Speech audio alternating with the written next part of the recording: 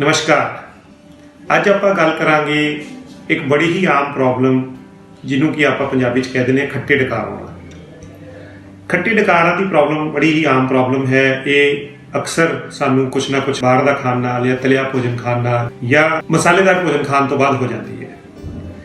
जे तो कदे कदे खट्टे डकार आउंदे ने उहदी कोई चिंता की गल नहीं है, पर अगर खट्टे डकार बहुत ही फ्रीकुएंटली आउंदे ने, नॉर्मल भोजन करके भी आउंदे ने, तां एक चिंता का विषय हो सकती है। खासकर जे रात नूं सुत्तिया होया नूं भी खट्टे डकार आउंदे ने, खाना मूँह च आ जाता है, छाती च साड़ पैंदा है, छाती च जलन हुंदी है, दर्द हुंदा है, ते ये एक प्रॉब्लम है जिसनों कि साडी भाषा ते GRD कह दिता जाता है। ते इहदे लई एप्रोप्रिएट ट्रीटमेंट की लोड़ हुंदी है। धन्यवाद।